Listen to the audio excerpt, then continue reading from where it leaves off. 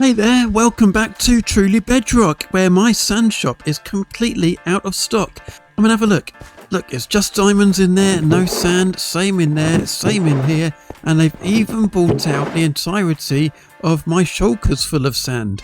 Look at all this. So first of all, let's grab all the diamonds. Yes, please. So I'm rich, but I've got some restocking to do. Now the thing about being rich is you can always be a little bit richer, and it turns out my sand shop isn't the only shop that's out of stock. This is Loy's wood shop, and if I just have a quick look in most of the chests and barrels here, you can see there is just loads and loads of empty chests and not a lot of stock left. There's a little bit here and there, but not a lot. And while people do want to buy sand, they really want to buy wood. So I think I need to build a wood farm, and then I can make even more diamonds. Now I've got a little tree chopping area just here behind my Aztec temple, and down there I've got my birch farm, which is working great, by the way. In fact, if I just pop back up here and have a peep down, you can see we're nearly there with our birch wall. I want to build something a little bit more ambitious, and I think that calls for one thing: a time lapse.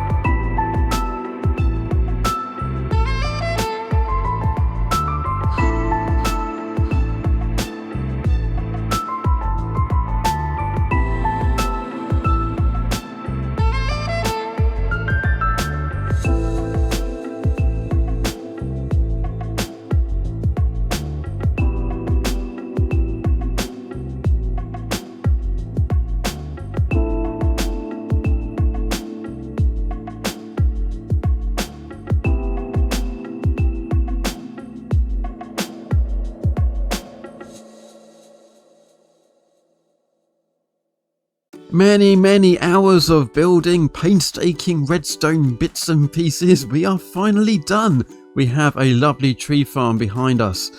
Except, well, it's not actually done. You see, I made quite a few mistakes during the building process, and most of those I kind of spotted as I was going. So when I got to the final build and all the tests, it was working beautifully. But there was one mistake I made that I didn't spot. Basically, this piston here and this observer and this just little bit tiny bit of redstone here, just these few blocks.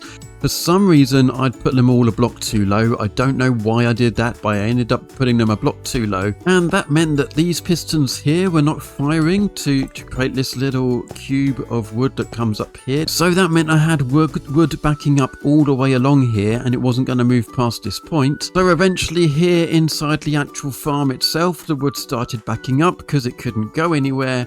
And then it kind of broke the farm, and I've got honey blocks in the middle and stuff where it shouldn't be. So it's not quite a case of tearing the whole thing down and building it again, thank goodness, but it's definitely a case of trying to diagnose exactly where the problem is and getting it fixed. And that could take me a while.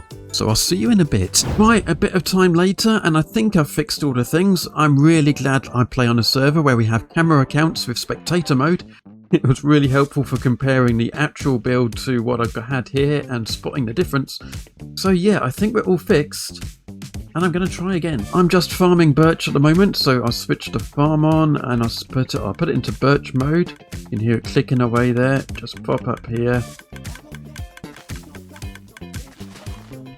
That should take the tree all the way over into that corner. There it is, perfect. And then we're ready for the next one. I think this is working again, brilliant. And the great thing about this farm that makes it better than the one I've built over there, wherever it is that this one has a sapling return system built in. I don't need to worry about getting more saplings anymore. I can start with 1 or 2 saplings and I will end up with more than I started with, as well as all the wood. But building this farm was only the start.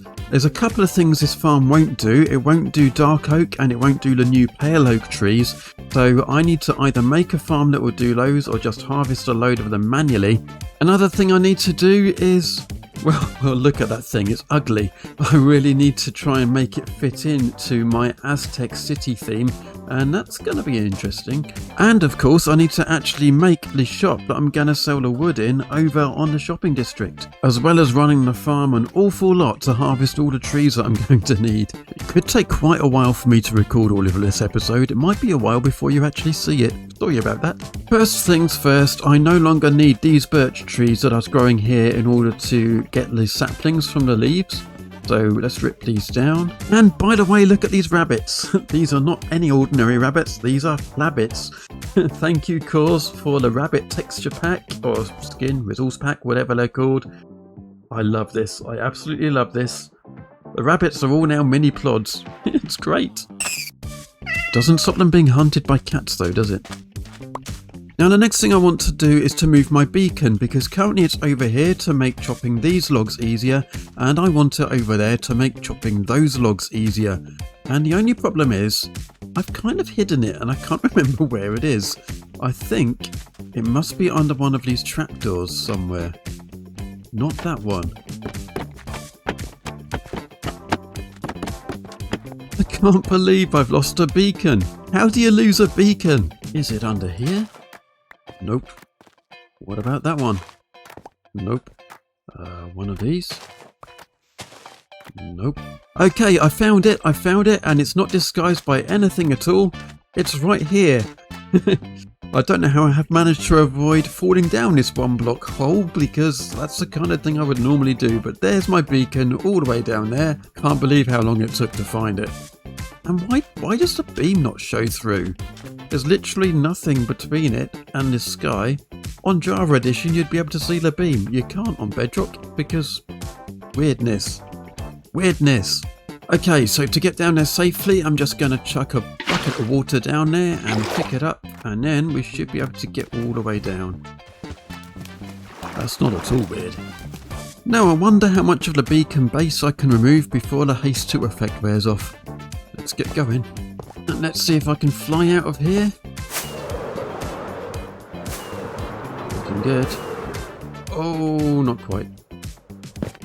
Well, I'm kind of on the surface. Close enough.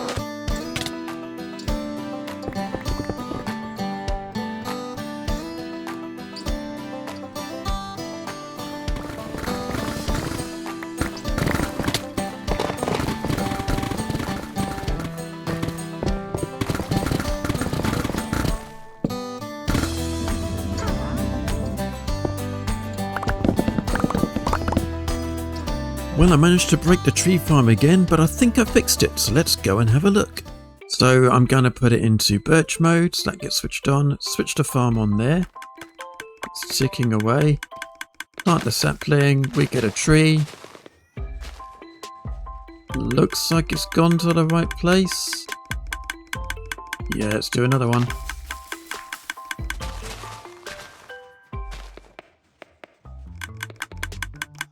I do believe it's working. Now what I did do for a little while was set up an auto clicker to keep placing the saplings, but that's when it broke. So basically I'm going to supervise this all the time and make sure that I can see every tree going where it needs to go. Over into the corner in this case. Because I know if I just do an auto clicker and go AFK, then things can break, and if I don't see them breaking straight away and fix them, then things get even more broken. So a little bit of manual supervision is required.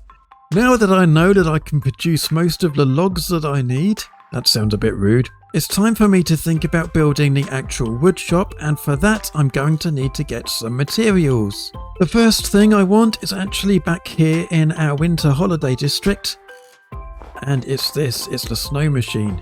Plenty of snow blocks for me there. I want about 5 stacks of these. And next I want a whole load of everybody's favourite block, that's diorite. And I've got a whole load of other resources to get, so I'm going to get those and then we'll get to the build.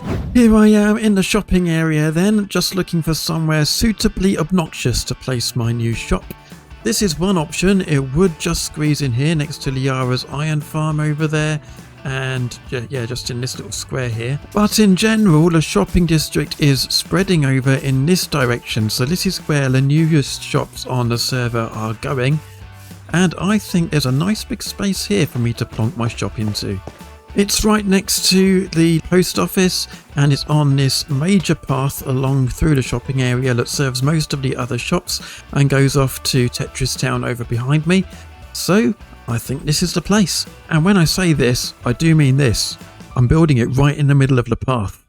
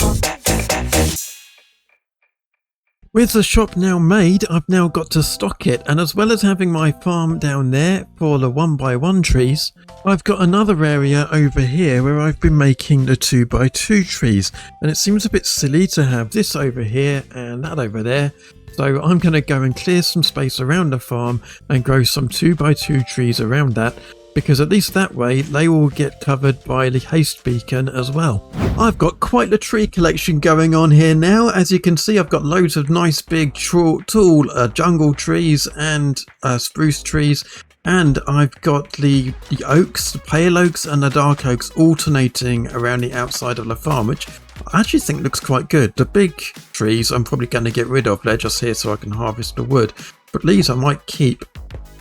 And the tree farm itself, well, that's working pretty well for the 1x1 trees, so the oak and the birch and trees like that. But its main selling point is, of course, that it can cope with the trees that have all the weird branches, so things like mangrove and acacia and cherry. And, well, it's kind of working alright, but every so often bits of it break. So as you can see, this is all not in alignment anymore, and this bit over here breaks a lot. That shouldn't be there. In fact, this block should be out here somewhere, and I had to change this bit of redstone to try and fix it, but it doesn't really seem to have worked. Basically, it breaks after every 3 or 4 trees, and it's really frustrating. When the farm breaks, different bits of the farm tend to break at different times, but there's always a problem. Well, you can see that these pistons are all in the wrong place. There's always seems to be a problem in this corner, and there always seems to be a problem with this block here that just seems to move. So even though that bit of glazed terracotta shouldn't be able to move, I'm replacing it with a bit of obsidian, which hopefully really won't move. And yep, these sticky pistons that you can see above me, they are all supposed to be against those slime and honey blocks there. So you can see there's a timing issue where they actually get pushed along by these pistons. So basically these pistons shouldn't fire when these are extended out this way, and that's what's happening. It happens in all of the corners, I think, mainly that one over there. Now you might be wondering if I've made a mistake with the build somewhere, but I have double checked and triple checked. I've been all around it with my camera account. I've checked absolutely everything, and the farm is built as it's supposed to be. It's just glitchy. But we all know how much of a pain it is to actually harvest a normal mangrove tree, so I'm still wondering if coping with this pain of having to repair the farm every 2 or 3 trees is still better than just growing the trees naturally and then harvesting them that way, and I really don't know. Well, it's now several weeks later, and I've recorded lots and lots of footage of me trying to grow trees in this farm and complaining about how it doesn't work, and yeah, it's not very interesting footage, so it's all being cut out of the video. But suffice to say, the farm is broken again. It's now not even working for the simple trees like birch, so I think its time has come, frankly. I've been having a little bit of a play around with this farm instead, the one that I made myself, and as well as working great for birch with a few modifications, it can also work great for oak, jungle and spruce. Now for spruce and jungle, the only modification I need to make to it is to increase the height of this bit of dirt coming up here. So if I just pillar up a bit more, I just need that to come up a few more blocks. So in fact, let's take it as high as I can just to make sure. That should be plenty. So let's turn it on, and that will get that birch sapling nicely bone milled, and that should disappear for us. Off it goes. So it still works for birch. Let's put some spruce down there. This should grow as well. Nice and easy. Okay, and let's see what happens when we put a jungle sapling down there and switch it on. For oak though, it requires a slightly different approach. So I'm just going to shin up here again. There we go. So for oak, we want to get rid of those 2 blocks there and pop in some non-dirt blocks and get rid of that one there. And actually these blocks here we could leave in, but they could get just replaced by leaves. So I'm just going to take those out as well. Let's pillar up and get them back. So that should be all we need for oak. So it starts a little block higher, but we shouldn't ever get wood at this height. We'll only get leaves. Let's go and try it out. Oak sapling goes there. Switch it on.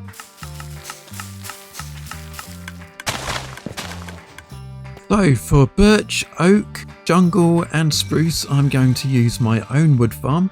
For dark oak and pale oak, I'm just going to chop down these trees and keep replacing them. For cherry and acacia, I'm just planting them out here and harvesting them here in the wilds. So that just leaves me with mangrove and the nether trees to deal with. I'll deal with the nether ones in the next episode, but for mangrove, that space behind me where that farm is, that's where I'm going to grow my mangroves, but I'm going to rip the farm down and just grow mangrove trees there the good old-fashioned way and harvest them myself. And with that all settled, the floating log shop is open for business.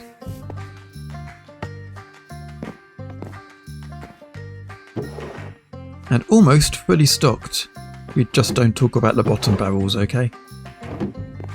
So that's about it for this time. Next time we're going to work on a netherwood farm in order to stock these last 2 bits up.